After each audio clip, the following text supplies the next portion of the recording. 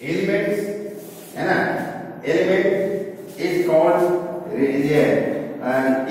Oxidation और removal of metallic elements is called oxidation.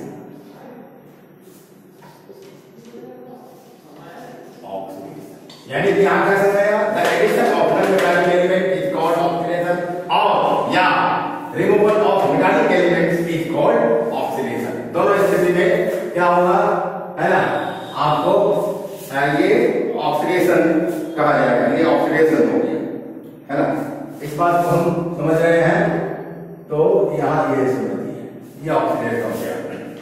आगे फिर क्या है यहां पर है ना, ये आपको ये the addition of non metallic elements is called oxidation है ना, और removal of metallic elements is called oxidation.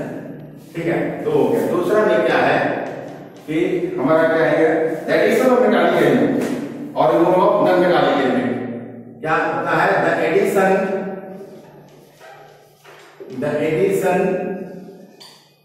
of metallic element or removal of non metallic element is called reduction। देखिए यहाँ क्या है, the addition of non metallic element है ना, यहाँ the addition of non metallic element, कोई non metallic element, non metallic element अरे अधातुओं का अगर एडिशन हो रहा है किसी केमिकल रिएक्शन में, तो हम उस केमिकल रिएक्शन को ऑक्सीडेशन कहेंगे, या है ना धातुएं जो है रिमूव हो रहा है ना, धातुई तत्व जो है वो रिमूव हो रहे हैं, निकल रहे हैं किसी केमिकल रिएक्शन में, तो उसे भी हम ऑक्सीडेशन कहेंगे। दूसरा क्या है, एडिशन ऑफ मेटालिक एलिमेंट, किसका उल्टा है ना, यहाँ रिमूवल है मेटालिक एलिमेंट का, यहाँ एडिशन है मेटालिक एलिमेंट का।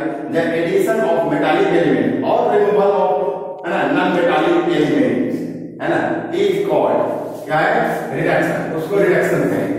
तो यहाँ भी देखिए, यहाँ ये एडिशन है नॉन मेटालिक एलिमेंट का, यहाँ एडिशन है मेटालिक एलिमेंट का, उल्टा है, यहाँ रिमूवल है मेटालिक एलिमेंट का, यहाँ रिमूवल है नॉन मेटालिक एलिमेंट का, उल्टा है।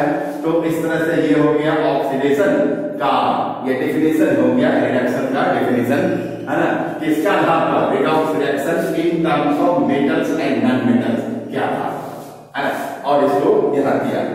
तो ये चीज हो गया आपको, the concept of oxidation and reduction है ना will help us in understanding the following oxidation reduction reaction है ना।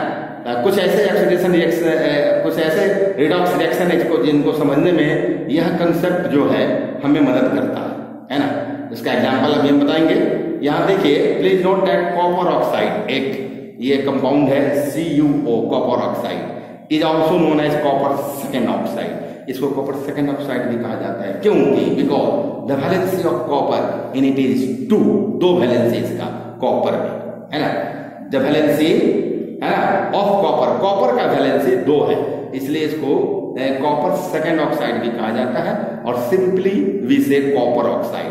When copper is heated in air, it reacts with the oxygen of air and form a black compound copper oxide। देखिए, जब copper है for example given here, क्या है example 1 है क्या कि when copper is heated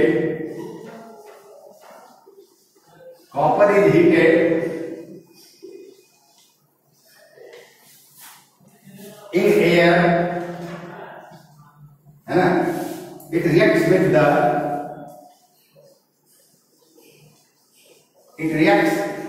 with एक करेगा with the ऑक्सीजन O2 के साथ रिएक्ट करेगा ऑक्सीजन के साथ, और ऑक्सीजन के साथ रिएक्ट करके ये कॉपर ऑक्साइड बनाएगा एंड गिव्स कॉपर।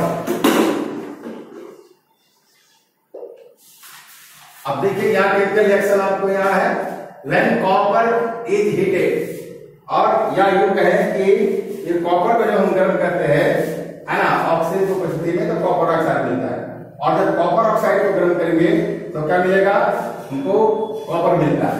तो यहां ये है कि जब कॉपर ऑक्साइड को है ना गर्म किया जाएगा है ना O2 एयर की उपस्थिति में इन प्रेजेंस ऑफ एयर, तब ये कॉपर देगा। जब यहाँ देखिए ये कॉपर ऑक्साइड CuO और प्लस O2, हम इसको गर्म करें हमें क्या मिलेगा Cu, कॉपर हमको ये मिल जाएगा, और उसके बाद हमको यहाँ कॉपर के बाद फिर क्या मिलता है, ये कॉपर मिलेगा, और ऑक्सीजन जो सो अलग हो जाएगा, सिर्फ ऑक्सीजन है इसे दूसरा कोई कंपाउंड नहीं करेगा, यहाँ ऑक्सीजन अलग हो जाएगा।